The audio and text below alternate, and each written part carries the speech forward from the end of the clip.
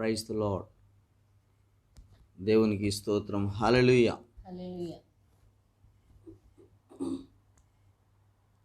ప్రార్థన చేసుకొని దేవుని మాటలను మనం ధ్యానించుకుందాం. ప్రార్థన చేసుకుందాం. మహాపరిశుద్ధుడా, సర్వలోక రక్షకుడా, మా తండ్రి, మీ పాదములకు వందనాలు, స్తోత్రాలు చెల్లిస్తూ ఉన్నాం. ఈ ఉదయకాల సమయంలో నీ మాటలను ధ్యానించుకొని చుండగా మీరే మీ ఆత్మతో మమ్మల్ని అందరినీ నడిపించండి. గత రాత్రి అంతా మమ్మల్ని క్షేమంగా ఉంచి ఉదయకాల సమయంలో సజీవులుగా ఉంచినందుకు మీకే వందనాలు, స్తోత్రాలు చెల్లిస్తూ ఉన్నాం. కనికరించి మమ్మల్ని అందరినీ కూడా మీ ఆధీనంలోనికి తీసుకొని మా అందరితో మీరు మాట్లాడండి. ఇవి మీ మాటలు, మా మాటలు వద్దు. మీ మాటలుగా ఉంచి మీరే నా ప్రభువా మాకు తోడుగా ఉండి మీ వాక్యమునందు మమ్మలను భద్రపరిచి మీ రాజ్యమును స్వతంత్రించుకునే భాగ్యం మీరు మాకు అనుగ్రహించి నడిపించి మహిమ పొందమని యేసు పుణ్యనామమున అడిగి వేడుకొనుచున్నాము తండ్రి. ఆమేన్.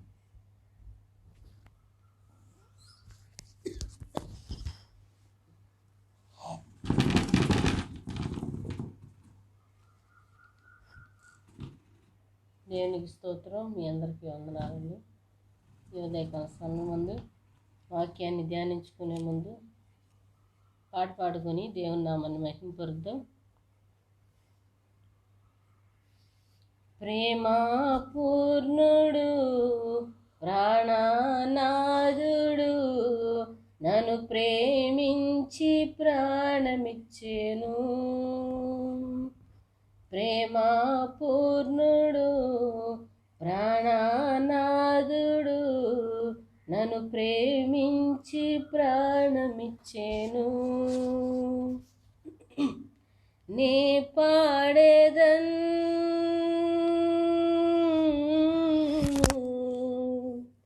కొనియాడేదన్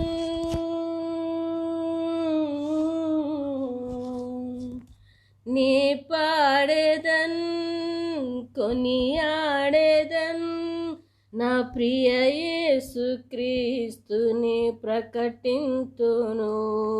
నా ప్రియ యేసుక్రీస్తుని ప్రకటింతును. ప్రేమా పూర్ణుడు ప్రాణనాథుడు నన్ను ప్రేమించి ప్రాణమిచ్చెను.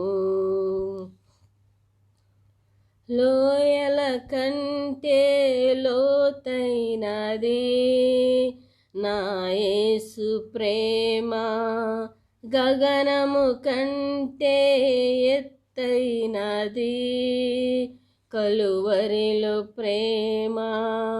లోయల కంటే లోతైనది నా యేసు ప్రేమ, గగనము కంటే ఎత్తైనది కలువరిలో ప్రేమ.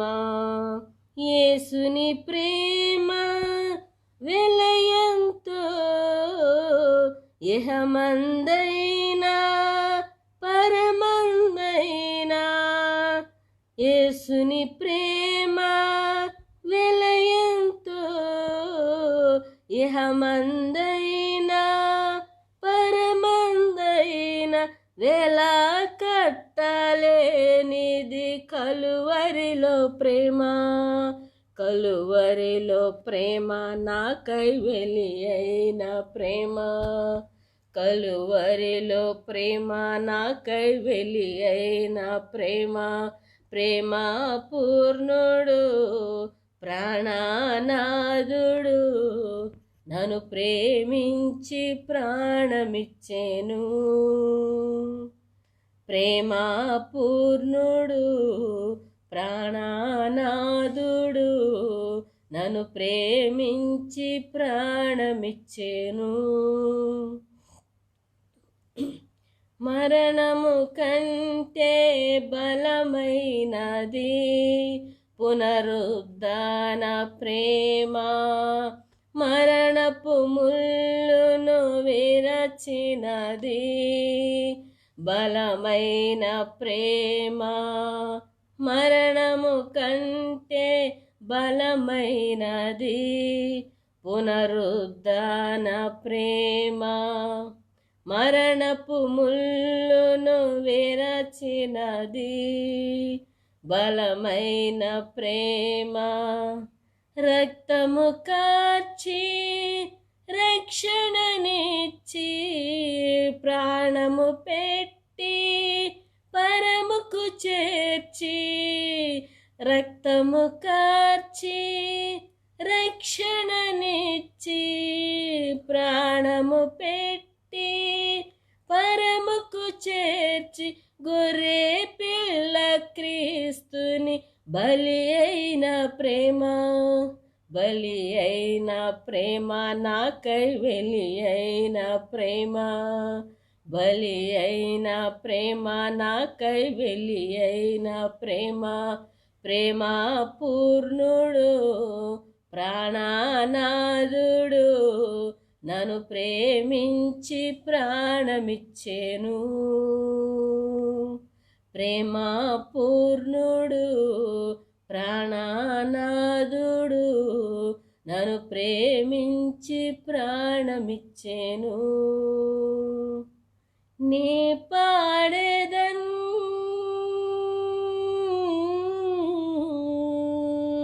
కొనియాడేదన్, నే పాడేదన్ కొనియాడేదన్, నా ప్రియ యేసుక్రీస్తుని ప్రకటింతును, నా ప్రియ యేసుక్రీస్తుని ప్రకటింతును, నా ప్రియ యేసుక్రీస్తుని ప్రకటింతును, నా ప్రియ యేసుక్రీస్తుని ప్రకటింతును. హల్లెలూయా.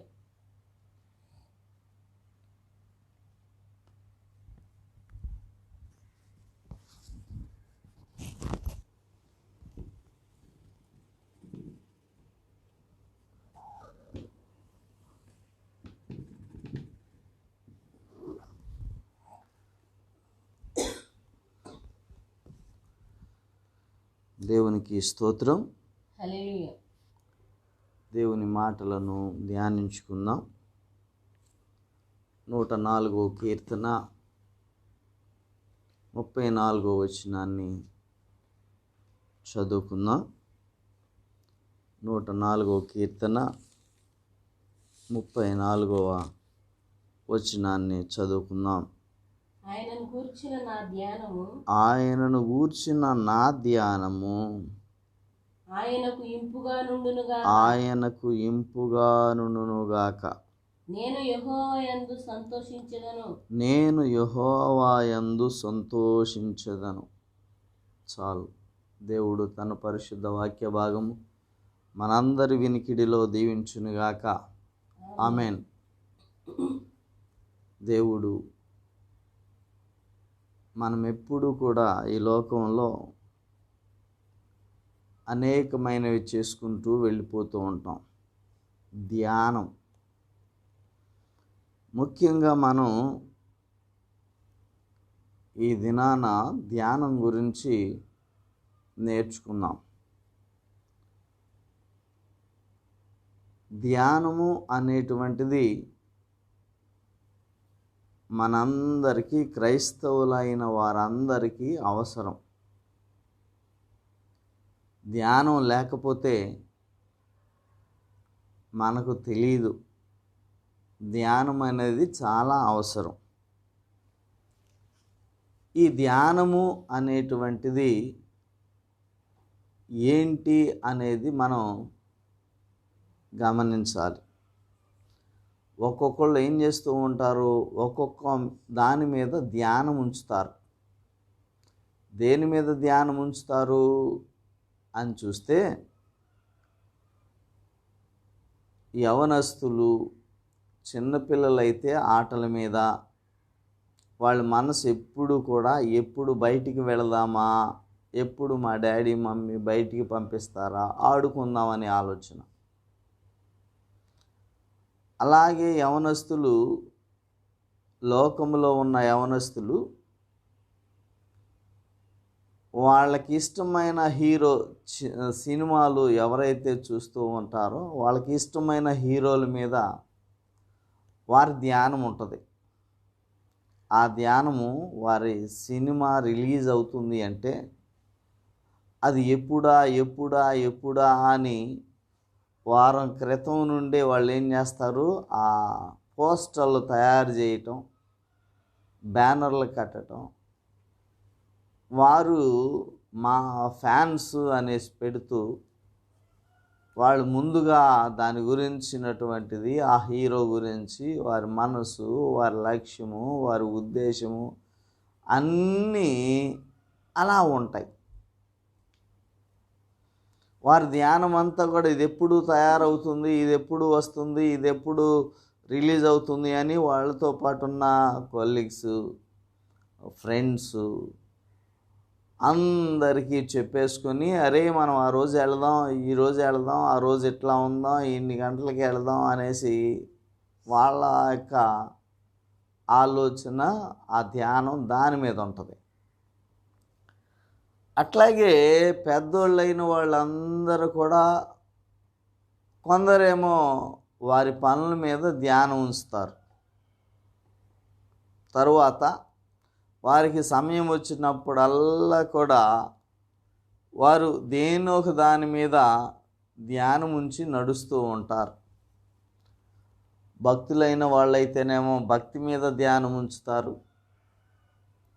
కొందరు ఇంటి దగ్గర ఉన్నటువంటి పనుల మీద ఉంచుతారు. కొందరు ఈ లోకంలో ఉన్న మానవాళి అంతా కూడా 99.5% ముఖ్యంగా దేనిలో ధ్యానం ఉంచుతారంటే వారికి ఇష్టమైంది ఏదో దాని మీదే ధ్యానం ఉంచుతారు. అది పాపమైనా కావచ్చు, దొంగతనమైనా కావచ్చు, వ్యభిచారమైనా కావచ్చు, మద్యం సేవించటమైనా కావచ్చు, మరలా పాన్ పరాగులు, గుట్కాలు తినేవాళ్ళందరూ వాటి మీద ధ్యానం ఉంచి వెళుతూ ఉంటారు. ఈ ధ్యానాలు రకరకాలైన ధ్యానాలు. ఈ ధ్యానంలో మనము చూడగలిగేది, ఇష్టమయ్యేది, చూసేది దేని మీద ధ్యానం ఉంచుతామో దానినే ఈ లోకంలో మన జీవితంలో వాటినే మనం వెంబడించటం, పరిగెత్తటం, చేయటం, ప్రాకులాడటం ఇట్లా వెళ్ళిపోతూ ఉంటారు. అట్లాగే మనీ సంపాదించేవాళ్ళు వారి యొక్క ఆలోచన అంతా కూడా మనీ ఎక్కడి నుంచి వస్తుంది, ఎటు నుంచి వస్తుంది, మనకు ఎవరివ్వాలి, ఏంటి, ఈ ఆలోచన వాటి మీద ఉంటుంది. ఏ పనికి వెళ్తే ఎక్కడ డబ్బులు వస్తాయి, ఏంటి, ఎంత వస్తాయి, ఈ మనుషుల యొక్క ధ్యానాలు ఇవన్నీ ఇట్లా ఉంటాయి. అయితే దావీదు భక్తుడు, కీర్తనాకారుడు ఆయన మాట్లాడుతున్నటువంటి మాటలు మనం గమనించినట్లయితే అది మన జీవితాల్లో కూడా అవసరమైనదే. ఈయన ధ్యానం ఏంటి అని చూస్తే ఆయన ద్వారా ఆయన గూర్చినటువంటి ధ్యానం, దేవుని గూర్చినటువంటి ధ్యానం. మన ధ్యానం కూడా ఎవరి మీద ఉండాలి? దేవుని మీద ఉండాలి.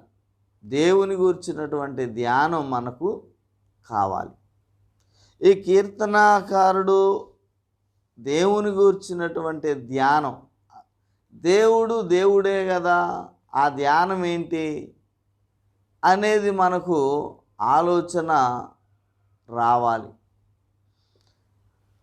అట్లాగే మన ధ్యానము దేవుని గూర్చినది అయితే మన మనస్సు, మన ఆలోచనలు, మన ఉద్దేశాలు, మన కార్యములు అన్నీ కూడా వాళ్ళు నడుస్తున్నా, ప్రార్థన చేస్తున్నా, బయటికి వెళుతున్నా, వారు ఏం చేస్తున్నా కానీ దేవుని గూర్చినటువంటి ధ్యానం వారి జీవితాల్లో ఉంటుంది, తప్పకుండా ఉంటుంది. ఆ ధ్యానము అనేటువంటిది మనందరికీ అవసరం. కనుక మనం ఆ ధ్యానమును సంపాదించుకోవాలి. ఇక్కడ అంటున్నాడు కీర్తనాకారుడు, ఏమంటున్నాడు అంటే 5వ కీర్తన 1వ వచనంలో చూస్తే ఆయన ఏమంటున్నాడు, ధ్యానం మనకు ఎలా వస్తుంది, ఎలా లభిస్తుంది అని చూస్తే ఆయన యెహోవా నా మాటలు చెవిని పెట్టుము, నా మాటలు చెవిని పెట్టుము, నా ధ్యానము మీద లక్ష్యముంచుము, నా ధ్యానము మీద లక్ష్యముంచుము. కీర్తనాకారుడు దావీదు భక్తుడు ఏమంటున్నాడు, యెహోవా నా మాటలు చెవిని పెట్టుము, నా ధ్యానము మీద లక్ష్యముంచుము. దేవుణ్ణి ప్రాధేయపడి అడుగుతూ ఉన్నాడు. ఎలా అడుగుతున్నాడు, ఏమడుగుతున్నాడు? నా మాటల మీద నీ చెవులు ఆలకించేటట్లుగా చెయ్యి. మనం అలా చేయగలుగుతామా? అలాగన మన చెవులను, అంటే మన మాటలు ఏం మాట్లాడుతున్నావో దేవా విను అని అనగలుగుతామా? అలా అనలేము. కారణం ఏంటి? మన మాటలు ఎప్పుడు ఏం మాట్లాడతామో తెలియదు, ఎప్పుడు ఎవరి మీద కోప్పడతామో తెలియదు. మన మాటలు ఎప్పుడు కూడా దేవుణ్ణి ధ్యానించం, దేవుని మీద మన ధ్యానం ఉండదు, మన మాటలు ఉండవు, మన ఆలోచనలు ఉండవు, మన ఉద్దేశాలు ఉండవు. అందుకనే దేవుని గూర్చినటువంటి ధ్యానము మనలో లేకుండా ఉంటుంది. కీర్తనాకారుడైతే ఏమంటున్నాడు, నా మాటలు చెవిని పెట్టుము, నా ధ్యానం మీద లక్ష్యముంచుము. నేను ఏమి చేస్తున్నానో నా ధ్యానాన్ని నీవు ఒకసారి గుర్తుపెట్టుకొని చూడయ్యా అని దేవాతి దేవుని అడుగుతున్నాడు. మన ధ్యానం ఎలా ఉంటుంది? దేవా ఈ దినాన్ని నాకు బాగాలేదు, నన్ను స్వస్థపరచు. దేవా ఈ దినాన్ని నాకు రావాల్సిన మనీ నాకు రాలేదు, నన్ను నా ప్రార్థన ఆలకించే వచ్చేటట్టుగా చెయ్యి. దేవా నా పని ఇలా ఉంది, ప్రభువా నాకు సహాయము చెయ్యి. దేవా నేను బలహీనంగా ఉన్నాను, నన్ను స్వస్థపరచు. దేవా నా పిల్లల్ని కాపాడు. దేవా ఈయన పనికి వెళ్ళాడు, ఆయనకి తోడుగా ఉండు. మన ధ్యానం ఎలా ఉంటుంది?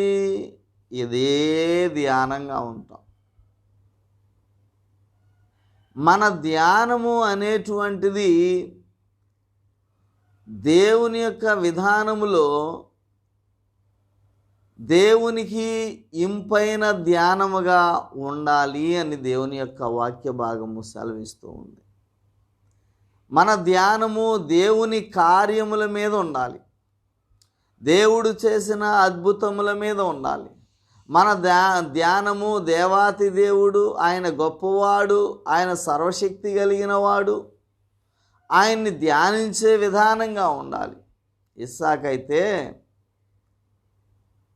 సాయంకాలమున దేవాతి దేవుని ధ్యానించటానికి ఆయన పొలములోనికి వెళ్ళాడు. ఆయన ప్రభువుని ధ్యానించటానికి అలాగున వెళుతూ ఉన్నారు. దేవుని శాసనాలను ధ్యానిస్తూ ఉన్నాడు కీర్తనాకారుడు, దేవుని వాక్యమును ధ్యానిస్తూ ఉన్నాడు, దేవుని మాటలను ధ్యానిస్తూ ఉన్నాడు. మనం ధ్యానిస్తామా? మనం నిజంగా ఒప్పుకోవాల్సిందే. మనం ధ్యానించే విధానము, ధ్యానించేదంతా కూడా మనం ఈ లోకానికి, మన శరీరానికి అవసరమైన వాటి మీదే మన ధ్యానం, మన లక్ష్యం, వీటి మీదే మనం ఉంటూ ఉంటాం. కానీ ఆ ధ్యానము కాకుండా కీర్తనాకారుడు దేవునిని గూర్చినటువంటి ధ్యానం చేస్తూ ఉన్నాడు. ఆయన కార్యములను గురించి ధ్యానం చేస్తున్నాడు. ఆయనను ధ్యానం చేసుకునేటప్పుడు ఆయన ఆ ధ్యానం అంతా కూడా నీ దృష్టికి అనుకూలంగా ఉండాలి అంటున్నాడు. ఆయన ధ్యానం కూడా 19వ కీర్తన 14వ వచనంలో అక్కడ రాస్తూ ఉన్నాడు.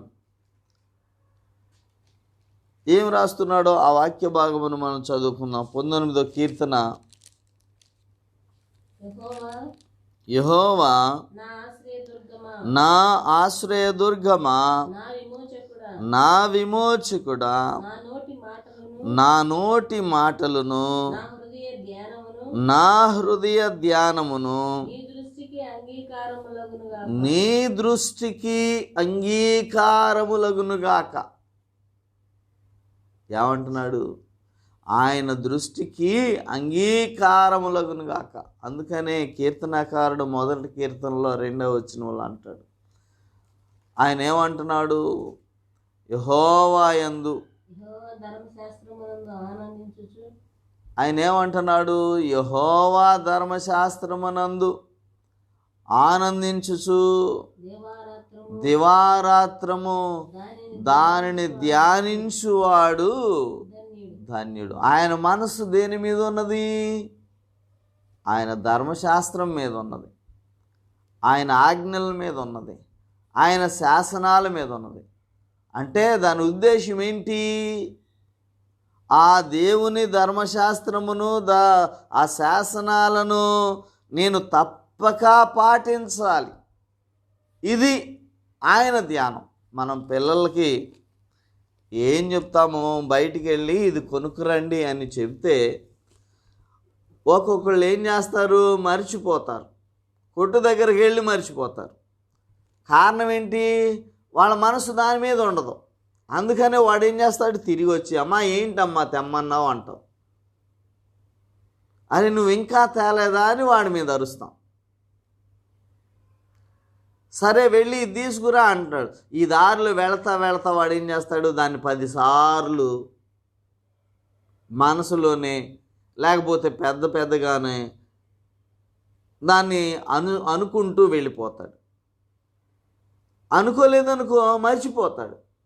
ధ్యానించటం అది ధ్యానం. అది ఆ ధ్యానం ఎలా ఉండాలి ఏంటి అని చూస్తే ఆయనకు ఇంపుగా ఉండాలి.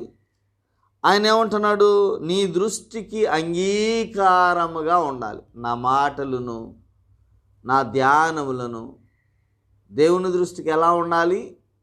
అంగీకారముగా ఉండాలి. అంటే మన ధ్యానం అంగీకారంగా ఉండాలి అంటే మనం ఎలా ఉంటే అంగీకారంగా ఉంటుంది అనేది మన జీవితాల్లో నేర్చుకోవలసినటువంటిదిగా ఉంది. ఎలా పడితే అలాగున, ఏ విధంగా పడితే ఆ విధంగా ధ్యానించేస్తూ ఉంటాం. ప్రార్థనకు వెళుతూ ఉంటాం, పరిగెడుతూ హడావుడిగా అటు ఇటు అవి చూసి ఈ చూసి అప్పుడు దాకా పని చేసుకొని వెళ్తాం. నిజమే. మందిరం దగ్గరికి వెళ్ళగానే ఆ చల్లగాలి, ఆ ఫ్యాన్ ఎక్కడుందో చూసుకుంటాం. దానికి తోడు ఒక దిమ్మ ఎక్కడ కనపడుతుందో చూసుకుంటాం, లేకపోతే ఒక గోడ ఎక్కడుందో చూసుకుంటాం. ఇక ముసుకేస్తాం, నిండా ముసుకేస్తాం, ముఖం కూడా కనపడదు. ఆ చల్లగాలికి ఏమవుతుంది? ఈ పని చేసిన మీదట మన ధ్యానం నిద్రలోనికి వెళ్ళిపోతాం. దేవుణ్ణి ధ్యానిస్తామా? ఏబే, మనం మందిరానికి వెళ్ళేది ఎందుకు? నిద్రపోవటానికి. మనం అక్కడికి వెళ్ళేది దేనికి అంటే మనం అలసట తీర్చుకోవటానికి. అది ఎంత మాత్రమును మంచిది కాదు. మనం ఎలాంటి వారంగా ఉండాలి? మన ధ్యానం ఎవరి మీద ఉండాలి? మన మనస్సు ఎవరి మీద ఉండాలి? మన యొక్క ఆలోచనలు ఎవరి మీద ఉండాలి? మన మాటలు ఎలా ఉండాలి? అందుకనే ఆయన ధర్మశాస్త్రమునందు ఆయన గూర్చినటువంటి ధ్యానము ధ్యానించువాడు ధన్యుడు. ఆయన వాక్యమును ధ్యానించేవాడు ధన్యుడు. ఆయన వాక్యమును ధ్యానించగలిగిన వారంగా ఉండాలి, ఆయనతో జీవించు వారముగా ఉండాలి, ఆయనలో జీవనము కలిగి ఉండే వారముగా ఉండాలి. ఆ ధ్యానం కూడా దేవుని దృష్టికి ఎలా ఉండాలి అంటే అంగీకారంగా ఉండాలి. సుంకరి ప్రార్థన చేశాడు, ఆ ప్రార్థన అంగీకారంగా ఉంది, దేవునికి ఇంపుగా ఉంది. అది పరసయుడు ప్రార్థన చేశాడు, ఇద్దరు దేవుని భక్తులే. పరసయుని ప్రార్థన దేవునికి అంగీకారంగా ఉన్నదా అంటే లేదు. అది సుంకరి ప్రార్థన దేవునికి అంగీకారంగా ఉన్నది అంటే అంగీకారంగా ఉంది. అందుకనే ఆ ధ్యానం దేవుని దగ్గరకు వెళ్ళగలిగింది, ఆ ధ్యానము దేవుడు ఆలకించాడు, సుంకరి చేసిన ప్రార్థన ఆలకించాడు. మనం ఈ లోకంలో కూడా ఆ ధ్యానం కావాలి, అలాగున మనం అంగీకరించే విధానంగా మన ధ్యానం ఉండాలి. ఇక్కడ దేవుని వాక్య భాగములో మనం చూసినప్పుడు ఏమంటున్నాడు అని చూస్తే, ఈ కీర్తన 39వ కీర్తన 3వ వచనములో ఆయన రాస్తున్నాడు,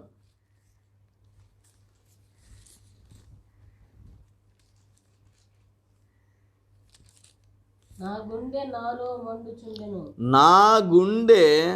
నాలో మండుచుండెను, నేను ధ్యానించుచుండగా మంట పుట్టెను. అప్పుడు నేను ఈ మాట నోరారా పలికితిని. ఏమంటున్నాడు? ఏ విధంగా ఉంది? నా గుండె నాలో మండుచుండెను, నా గుండె నాలో మండుచుంది. మనం ఎవరి మీద మండుతాం? మన గుండె ఎవరి మీద ఎలా మండుద్ది? మన శత్రువు రాగానే బగబగా మండేస్తుంది. మనకు విరోధైన వాడు మన ఎదుట వెళుతున్నప్పుడు బగబగా మండేసి లోపల తిట్టేసుకుంటాం, లోపల అనేకమైన మాటలు మాట్లాడేస్తాం. అప్పుడే మన గుండె ఎలా ఉంటుంది? ఆవేశం, ఆక్రోశం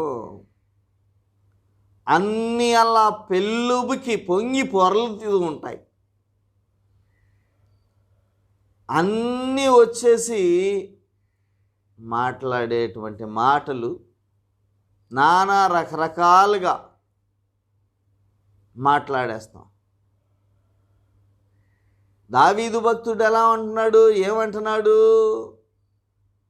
ఏ విధంగా మాట్లాడుతున్నాడు అని చూస్తే, నా గుండె నాలో మండుచున్నది, మంట పుట్టింది.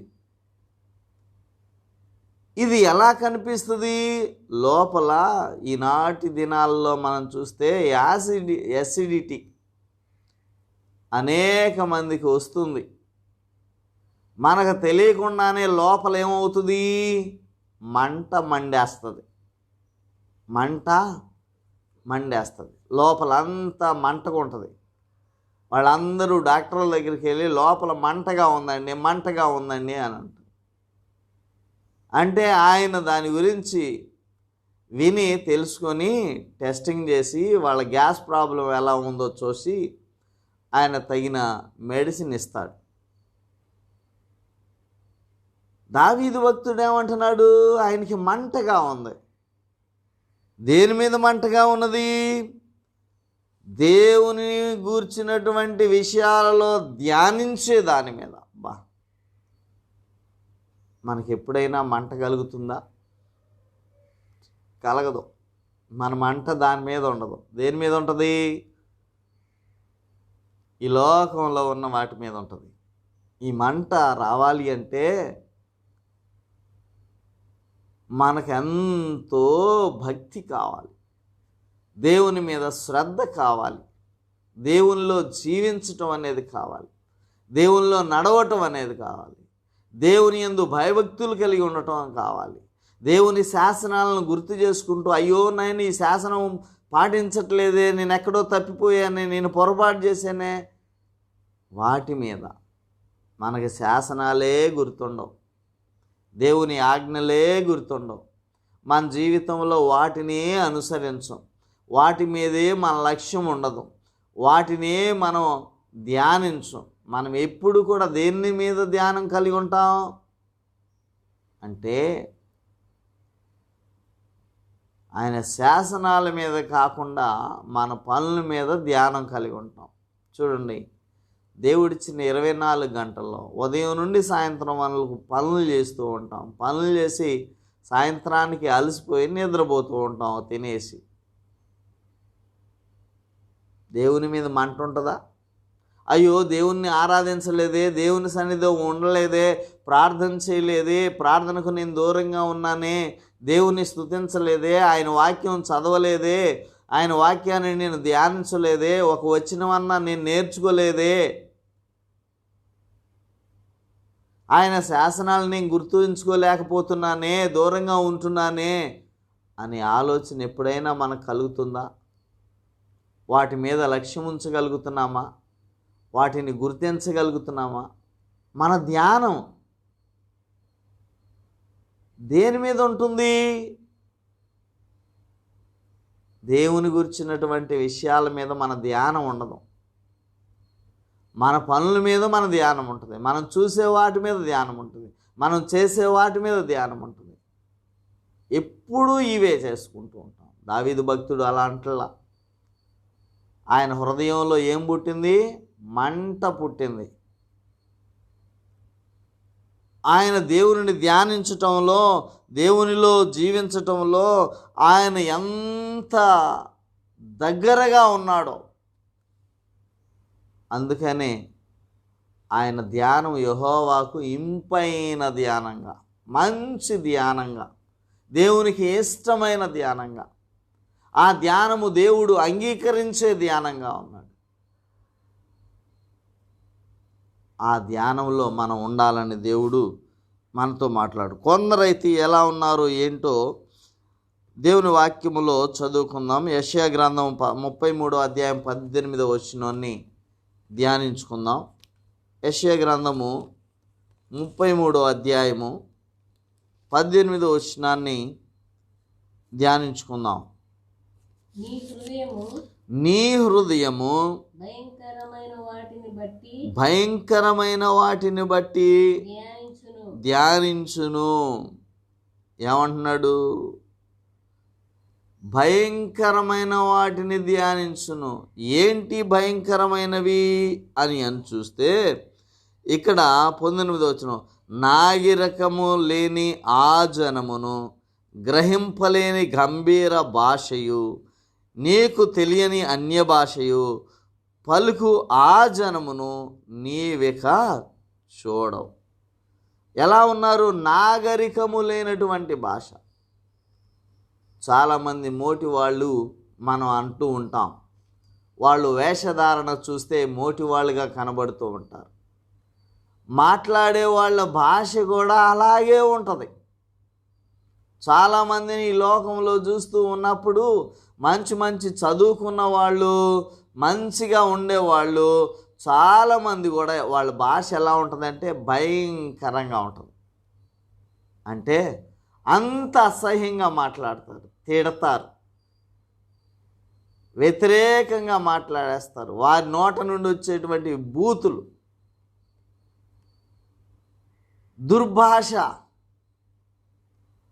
అది దేవునికి ఇంపైనదిగా ఉండదు, దేవునికి ఇష్టమైనదిగా కనబడదు.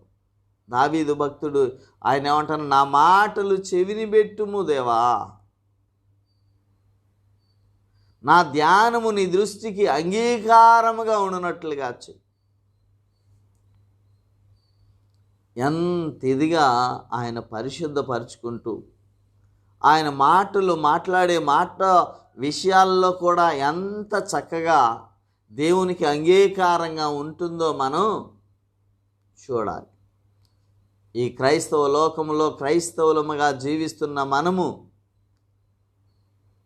మన భాషలు ఎలా ఉంటున్నాయి, మన వేషధారణ ఎలా ఉంటాయి, మన యొక్క విధానము, మన జీవిత విధానం ఎలా ఉంటుంది.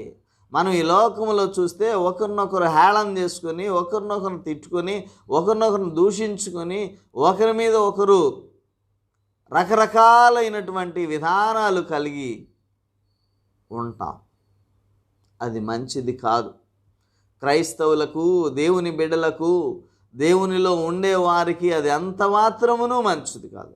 మన భాషల్లో ఎలా ఉండాలి, మన మాటలు ఎలా ఉండాలి, మన యొక్క జీవితం ఎలా ఉండాలి, దేవుణ్ణి సంతోషపరిచే వారముగానే మనం ఉండాలి. దేవునిలో జీవించు వారముగానే ఉండాలి. దేవుని యందు భయభక్తులు కలిగిన వారముగానే ఉండాలి. దేవుని మాటను వినిన వారముగానే ఉండాలి. దేవునికి అంగీకారమైనటువంటి ధ్యానం ఉండాలి, ప్రవర్తన ఉండాలి, క్రియలు ఉండాలి. మన జీవితంలో మనం ఎలా ఉండగలుగుతున్నాం, మనం ఎలా చూడగలుగుతున్నాం, ఎలా నడవగలుగుతున్నాం. ఆయన అంటున్నాడు 119వ కీర్తన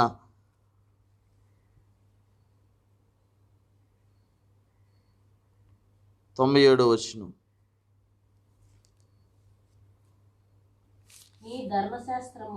నీ ధర్మశాస్త్రము నాకెంతో ప్రియముగానున్నది, నాకు ఎంతో ప్రియముగానున్నది. దినమెల్లా నేను దానిని ధ్యానించుచున్నాను. ఎలా ఉన్నాడంట? దినమెల్లా ఏం చేస్తున్నాడు? ధ్యానిస్తున్నాడు. దినమెల్లా ధ్యానిస్తున్నాడు. ఆయన ఏమంటున్నాడు? మరలా చదువుకుందాం ఆ వచనాన్ని. నీ ధర్మశాస్త్రము నాకు ఎంతో ప్రియముగా ఉన్నది. ఆయన ఏమంటున్నాడు? ఆయన ధర్మశాస్త్రం అంట ఆయనకు ఇష్టము కలిగించేదిగా ఉంది. ఒక్కొక్కళ్ళకి బైబిల్ చదువుతుంటే నిద్ర వస్తుంది. ఒక్కొక్కళ్ళకి దేవుణ్ణి ధ్యానిస్తూ ఉంటే దేవుణ్ణి ధ్యానించలేరు. ఒక్కొక్కరు దేవుని వాక్యం మీద ఉండదు. ఒక్కొక్కరు వారి పనులైతే లేకపోతే ఏదన్నా ఉంటే దాన్ని దివారాత్రము ధ్యానిస్తారు. దేవుని వాక్యాన్ని దివారాత్రము దాన్ని ధ్యానిస్తారంటే అస్సలు ఉండదు. ఆ ధ్యానం అనేది ఉండదు. ఈయనేమంటున్నాడు? దినమెల్లా నేను దానిని ధ్యానించుచున్నాను. దినమెల్లా ధ్యానించుచున్నాడు. మన జీవితంలో కూడా అట్టి ధ్యానం కావాలి. మన జీవితంలో దేవునిని ధ్యానించే విధానము తెలుసుకొని ఆ ధ్యానములో మనం నడిచే వారముగా ఉండాలి. ఆ ధ్యానము దినమంతా మనం ధ్యానించే వారంగా ఉండాలి. దేవుని కార్యాల మీద, దేవుని విషయాల మీద, దేవుని వాక్యం మీద, ధర్మశాస్త్రం మీద ఆయన గురించి ధ్యానిస్తూ మనం ఇతరులకు కూడా చెప్పాలి. ఈ లోకంలో ఉంటున్న మనం, ఈ లోకంలో జీవిస్తున్న మనం ఇతరులకు చెప్పగలిగిన వారంగా ఉండాలి. మనం చెప్పగలిగేటువంటి వారంగా ఉండాలి అంటే ఆ ధ్యానం మనలో ఉండాలి. ఏమన్నా నా బాధ్యత కాదు, నేను మారు మనసు పొందాను చాలులే, నేను ఇలా ఉంటాను చాలులే, నేను ఇలా జీవిస్తాను చాలులే అనేసి అనుకుంటూ ఉంటే మంచిది కాదు. రక్షణ పొందిన ప్రతి ఒక్కొక్కరి బాధ్యత దేవుని గూర్చినటువంటి ధ్యానం ఉంటే ఆ ధ్యానమును గూర్చినటువంటి విషయాలు మనం ఇతరులకు చెప్పగలం. ఆ ధ్యానము వలన వచ్చేటువంటి ప్రతిదీ కూడా దేవునిని ధ్యానించి దేవునిలో ఉండగలం.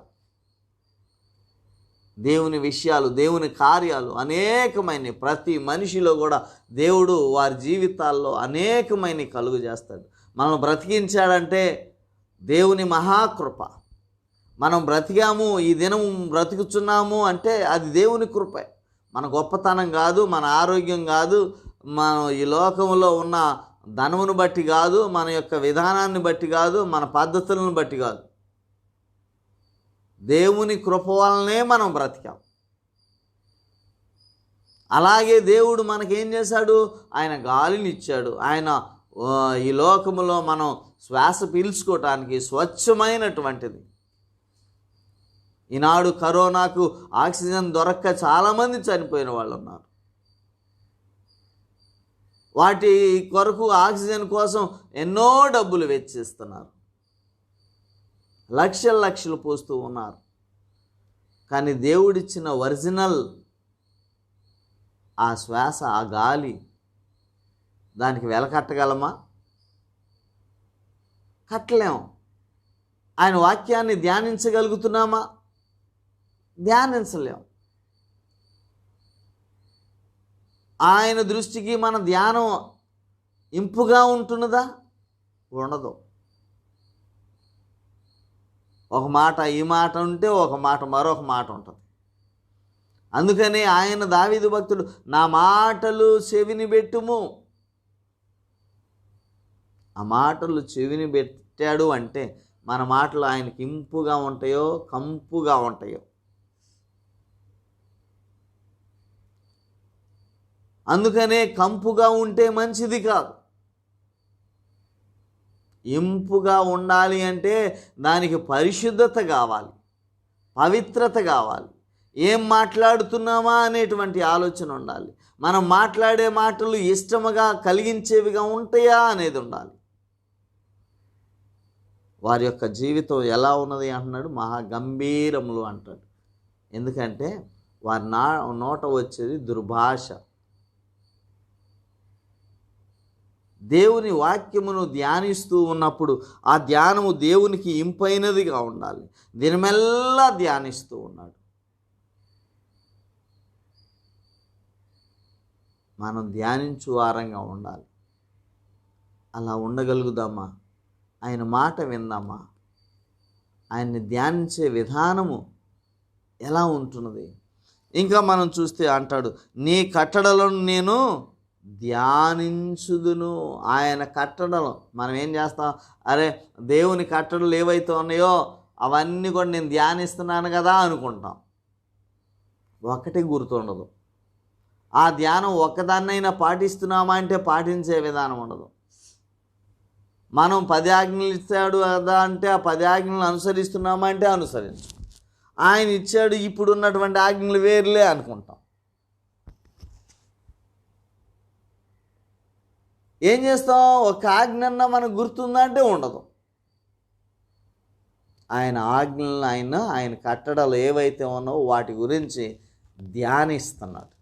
కట్టడలు మనకి ఈలో కట్టడలే ఎక్కువ.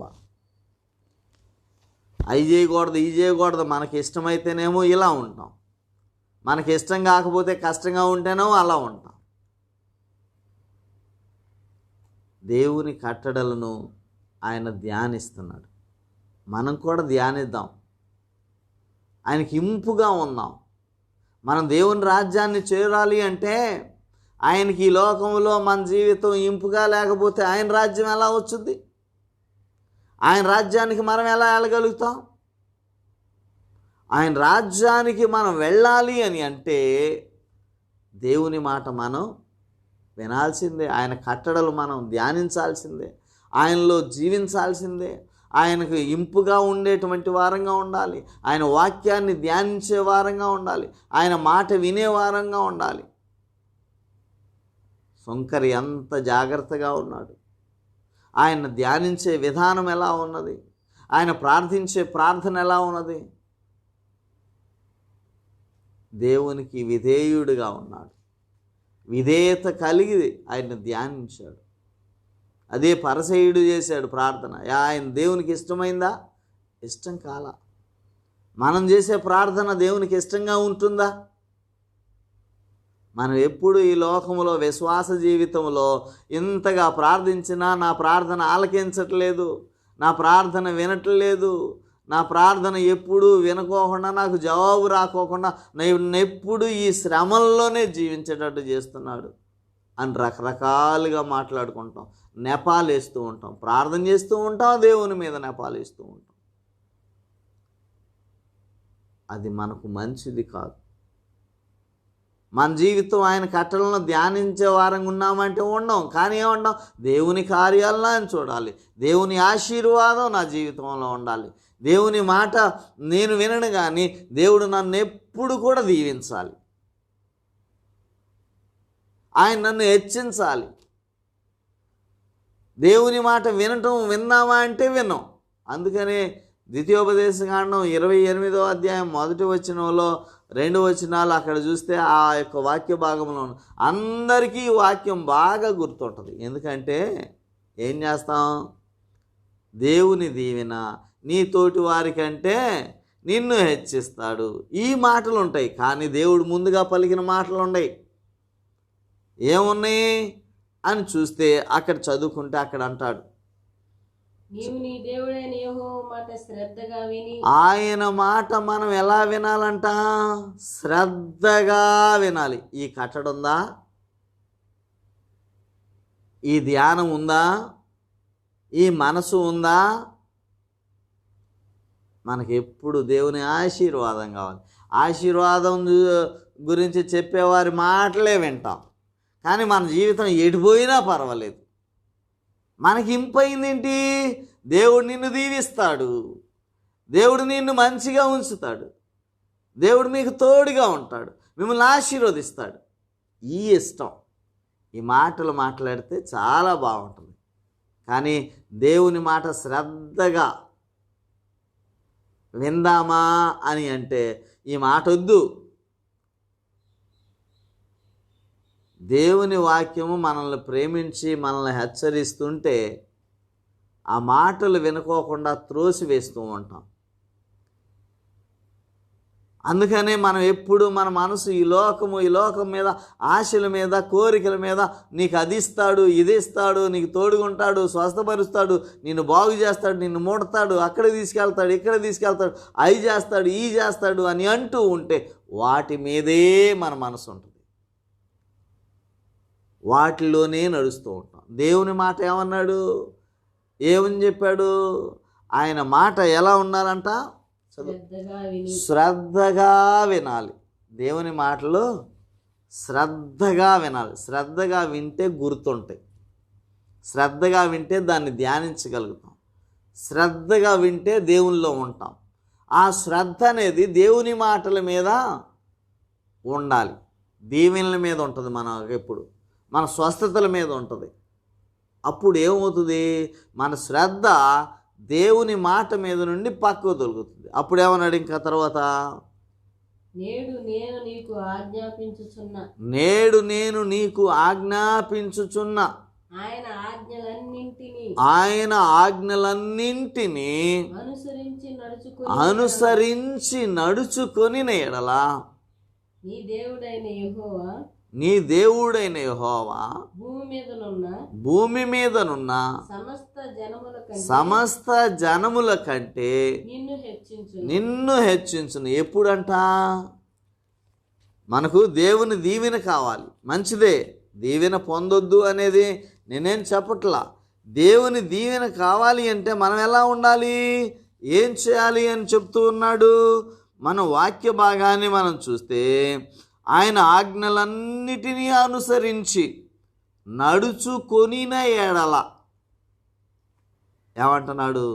నడుచుకొనిన ఎడల, ఆయన ఆజ్ఞలన్నిటినీ అనుసరించి నడుచుకొనిన ఎడల, అవి అనుసరిస్తేనే, ఆయన ధ్యానిస్తేనే ఆయన దీవెన ఉంటుంది. అందుకనే దావీదు భక్తుడు ఆయన్ని ధ్యానించాడు, ఆయన కట్టడలు ధ్యానించాడు, ఆయన శాసనాలు ఆయనకి ఇష్టం అనిపించినాయి. ఆయన దినమంతా దేవుణ్ణి గురించిన ధ్యానమే ఉంటున్నది, దేవుడు చేసిన కార్యాల మీద ఉంది. దేవుడు అందుకని ఆయన ఏం చేశాడు? రాజుగా చేశాడు.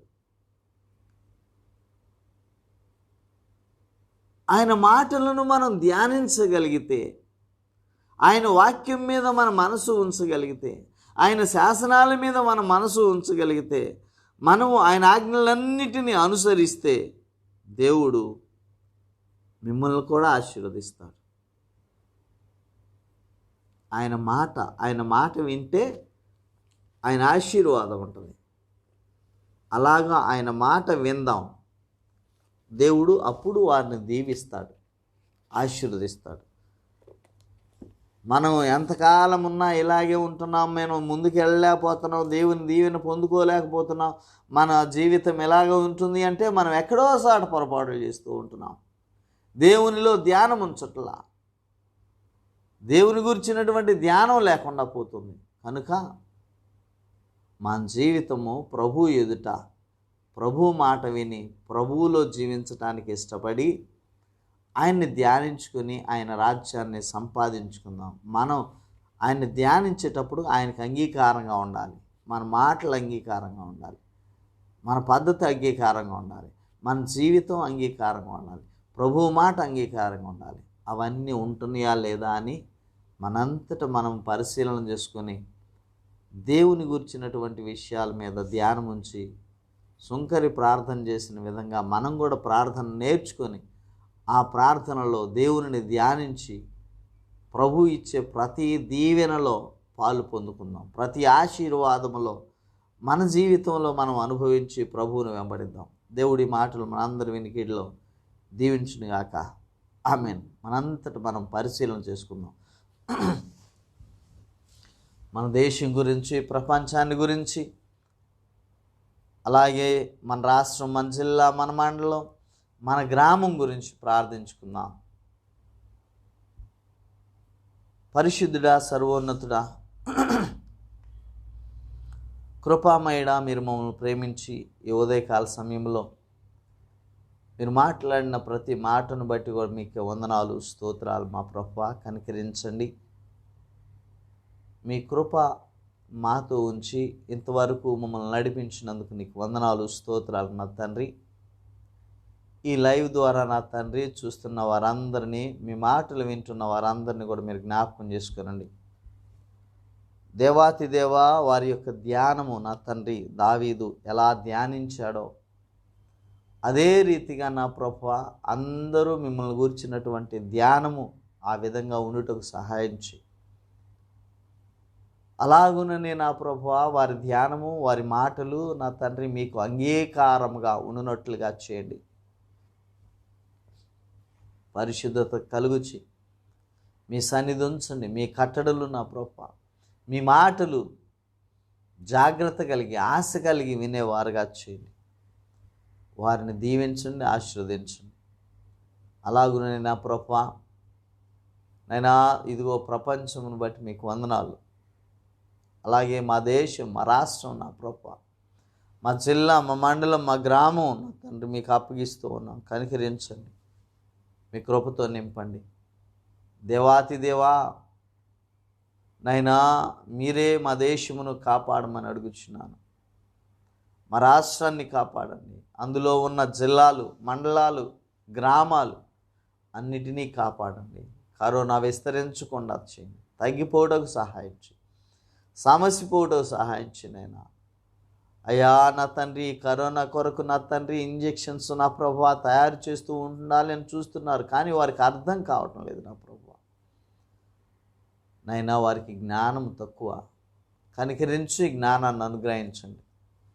అలాగే నా ప్రభువా ప్రజల్లో ఇమ్యూనిటీ పవర్ పెంచండి. ఈ కరోనా సోకకుండా ఆగిపోవడం సహాయం చేయండి. సమసిపోవటం సహాయం చేయండి. మీరే అణిచివేయండి నా తండ్రి. తండ్రి, కుమార, పరిశుద్ధాత్మ దేవుడే ఈ కరోనాను అణిచివేయును గాక. ఆమేన్. నా ప్రభువా మీ శక్తిని దయచేయి, మీ ఆత్మను దయచేయి నైనా. మరి ముఖ్యంగా అందరూ కూడా మిమ్మల్ని ధ్యానించు వారుగా చేయి. మీ కృపతో నింపండి, మీరు బలపరచండి. మీరే మీ ఆత్మతో నింపి నడిపించండి. మీ శక్తిని మీరు అనుగ్రహించండి నైనా. మీ కృప చూపించి నడిపించమని అడుగుచున్నాను. మీరే కనికరించండి. మా ధ్యానం మీరై ఉండాలి. మా ధ్యానం మీ శాసనాలై ఉండాలి నైనా. మా ధ్యానం మీకు ఇంపైనదిగా ఉండాలి. మా ధ్యానం మీరు అంగీకరించే విధంగా ఉండాలి నా ప్రభువా. మా మనస్సు నా ప్రభువా ఈ లోకంలో ఉన్న వాటిని బట్టి కాక మీ వాక్యములో అలాగుననే నా తండ్రి మీ యొక్క మాటలలో ధ్యానముంచు వారముగా చేసి నడిపించండి. దుష్టునికి అధికారం లేకుండా వచ్చి మీ సన్నిధి మాతో ఉంచి మీ ఆత్మతో నడిపించండి. మా దేశాన్ని మీరు రక్షించండి. మా గ్రామాలు మా తండ్రి నైనా, మా గ్రామాల్లో ఉన్న ఆయా పనులు చేసేటువంటి వారు, వృత్తుల వారు నా తండ్రి వారందరినీ కూడా కాపాడండి. మా దేశంలో ఉన్న వారిని నైనా మీరే రక్షించి సంరక్షించి మీరే కృప చూపించి సహాయం చేసి మహిమ పొందండి. ఈ దిన మా పనుల్లో మీరే తోడుగా ఉండండి. నాయకులు, అధిపతులు, అధికారులు నాయనా మంత్రులు, ప్రధానమంత్రులు, నాయనా అలాగే నా తండ్రి ప్రతి ఒక్కొక్కరిని జ్ఞాపకం చేసుకుని నా తండ్రి మీ శక్తిని మీరు అనుగ్రహించండి నాయనా, మీ ఆత్మతో నడిపించండి. దేశమంతా మీరే దేవుడని నమ్మి మీ ఎదుట మోకాళ్ళుని నా తండ్రి వారి నాలుకతో మిమ్మల్ని స్తుతించు వారుగా చేయమని, మా దేశమును అంతటిని ప్రపంచాన్ని రక్షించి మీ బిడ్డలుగా చేసుకోమని నాయనా, కరోనాతో బాధపడుతున్న వారిని స్వస్థపరచండి నాయన. అయ్యా నా తండ్రి, కుటుంబాల్లో నెమ్మది లేని వారికి నెమ్మది కలుగు చేయండి. మీరు ఆదరించండి, మీ శక్తిని మీరు అనుగ్రహించండి నాయనా. మీరే కృప చూపించి నడిపించండి. దేవాతి దేవా, మీకే వందనాలు, స్తోత్రాలు.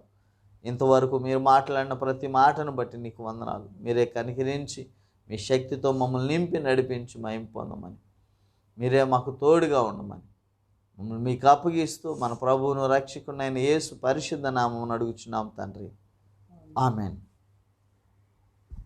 మన ప్రభు అయిన యేసు క్రీస్తు కృప మనందరికీ సదా తోడై ఉండును గాక, ఆమెన్. మీ అందరికీ వందనాలండి. God bless you all. Thank you. Amen.